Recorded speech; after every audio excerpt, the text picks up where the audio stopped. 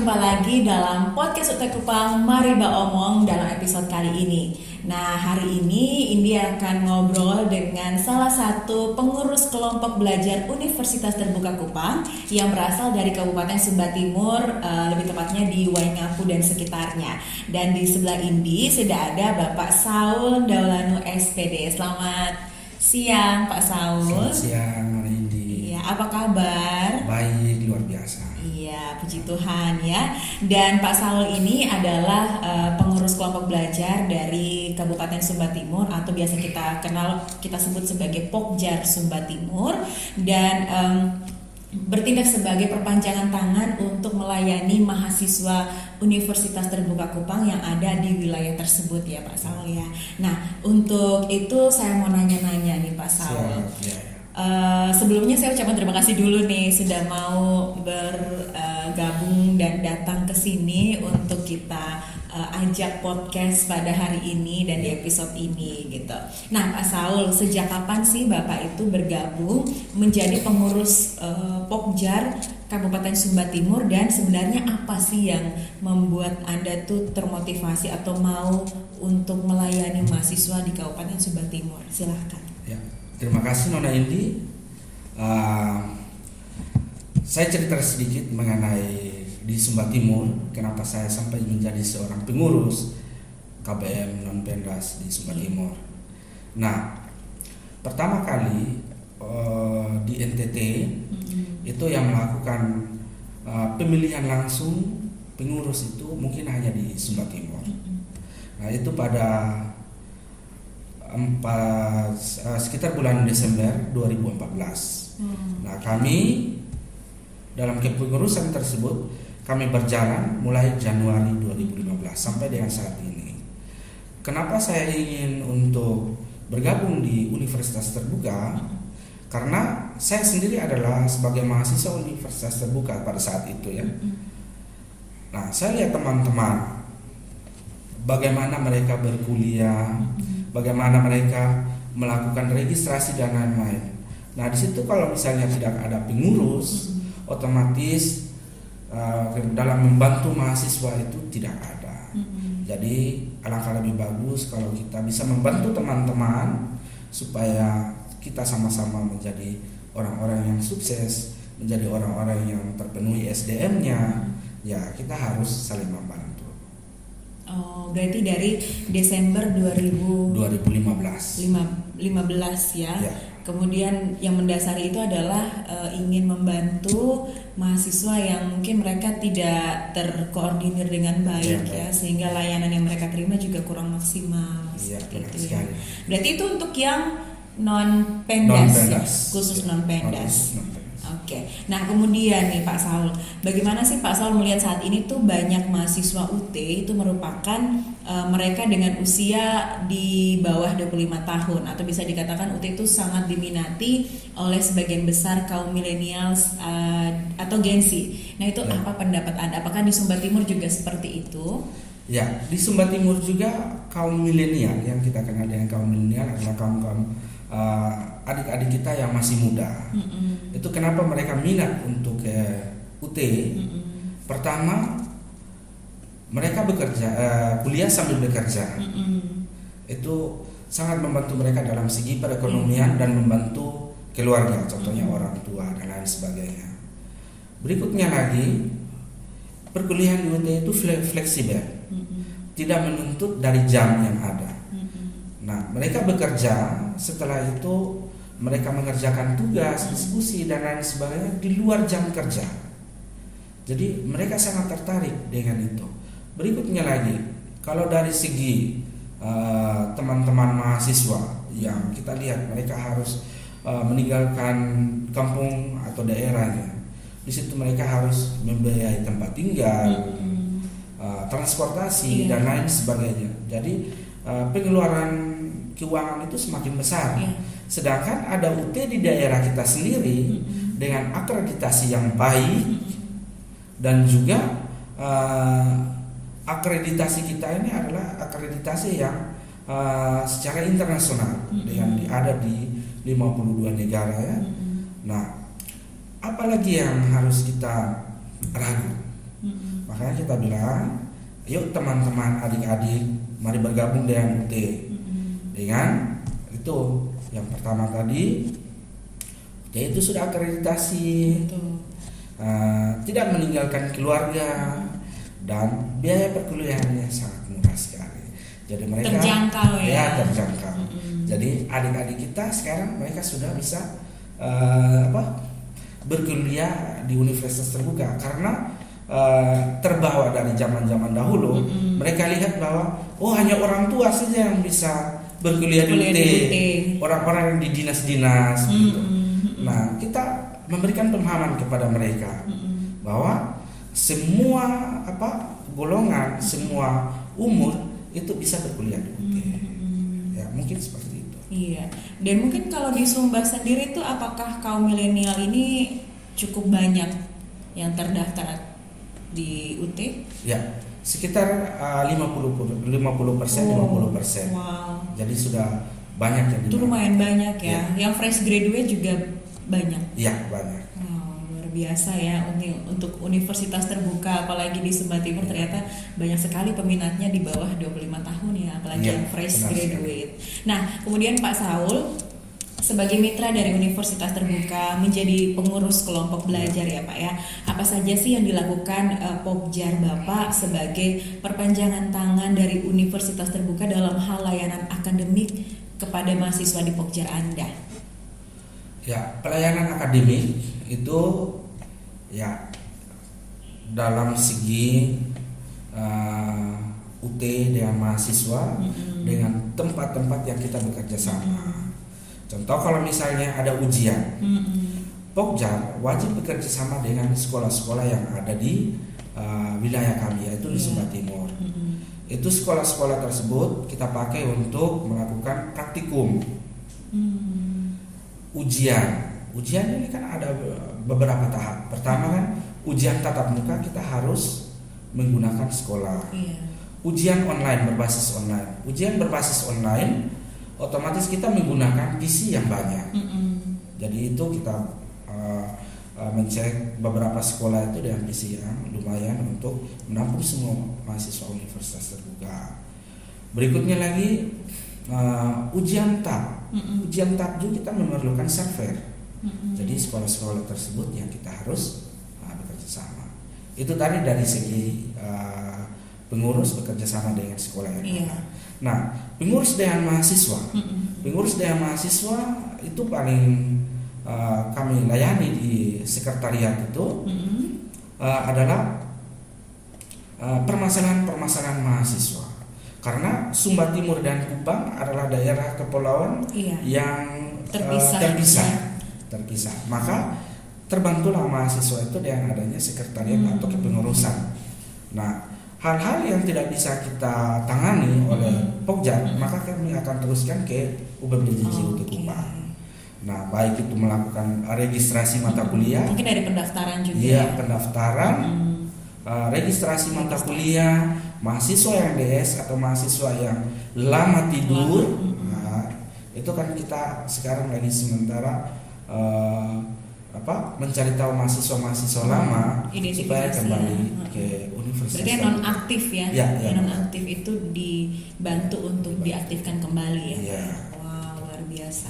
Berarti pastinya semua mahasiswa di Pokjar Pak Saul di Sumba Timur itu dipastikan terlayani dengan baik ya.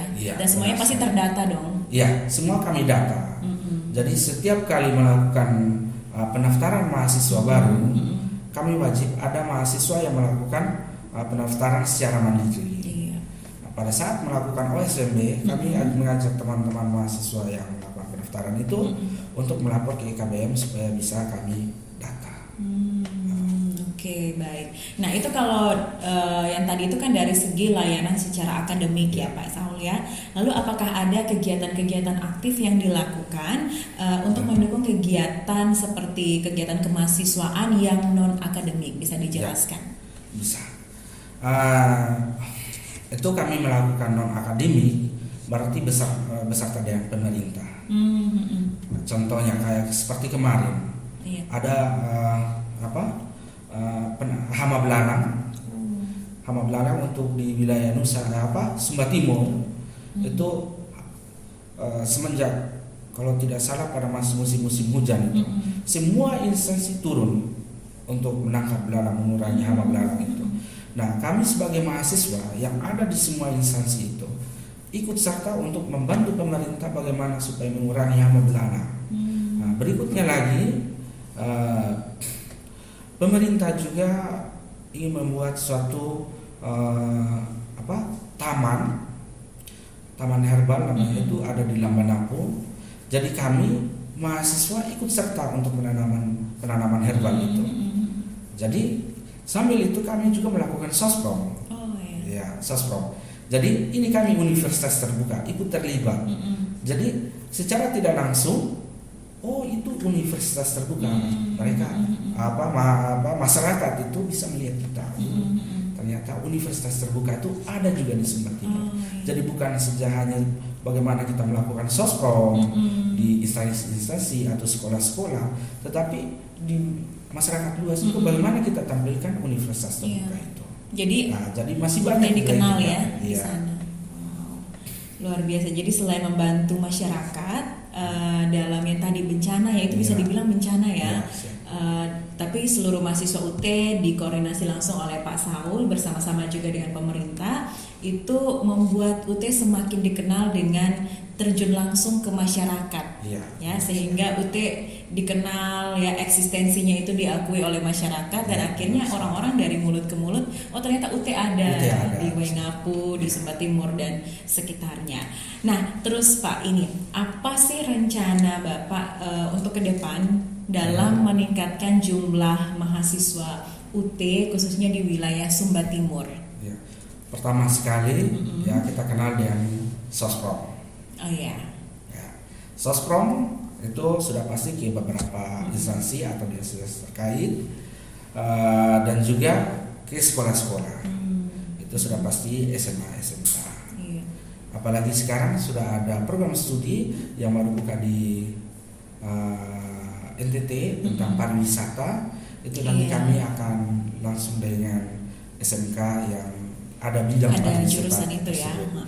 Nah, berikutnya lagi untuk saat ini kita tidak terfokus kepada instansi-instansi itu karena sepanjang dari 2015 dan sampai dengan tahun-tahun kemarin itu kami kan di instansi-instansi saja.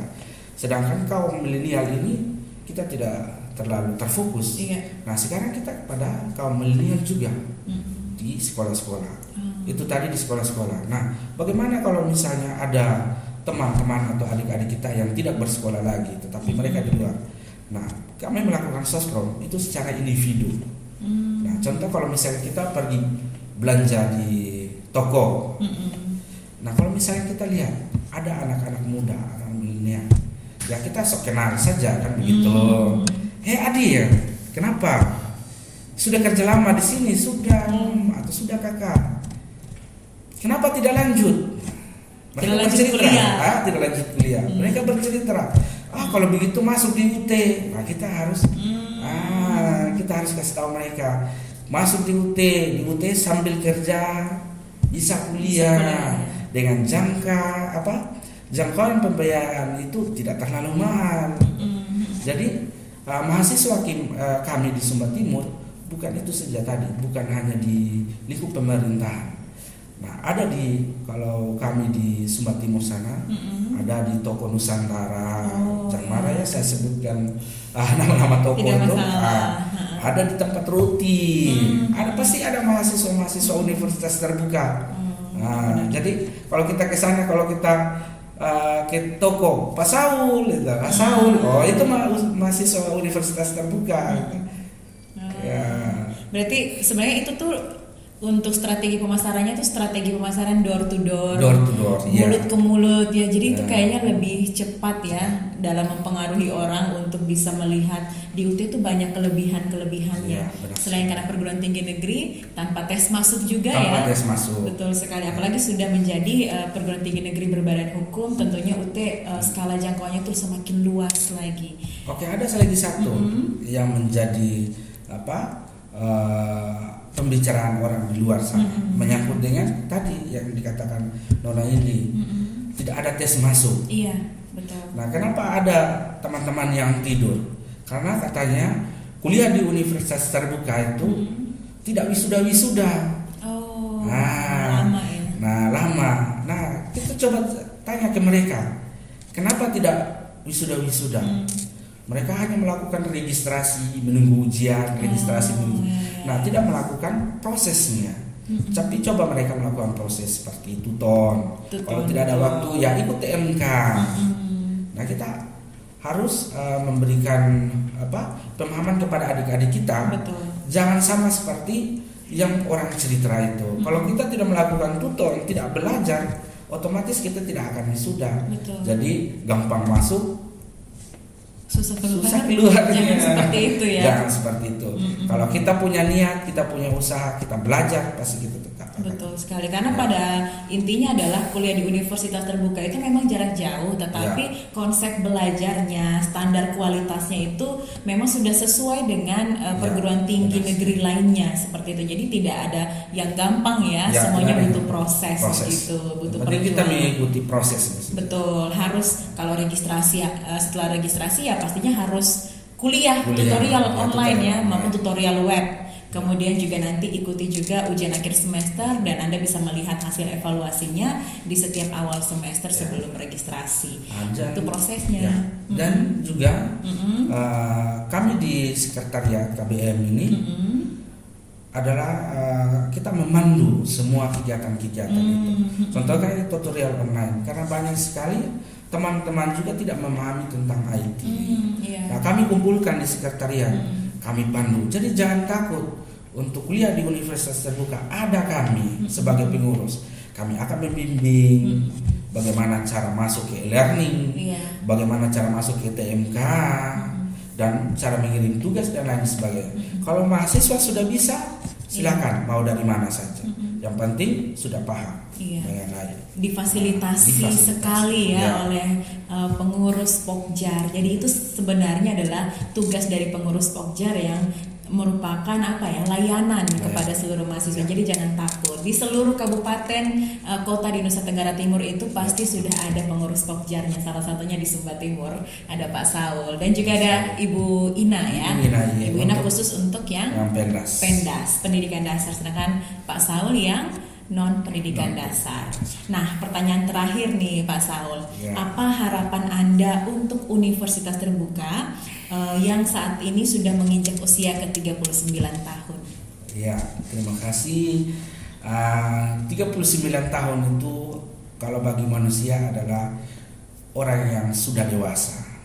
Jadi kalau sudah dewasa, pikir saya berarti segala sesuatu itu sudah matang.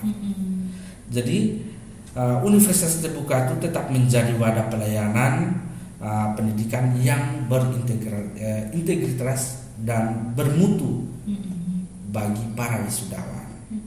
Contohnya itu. Nah, berikutnya lagi, kalau misalnya ada permasalahan pada mahasiswa, itu permasalahan tersebut harus cepat diselesaikan.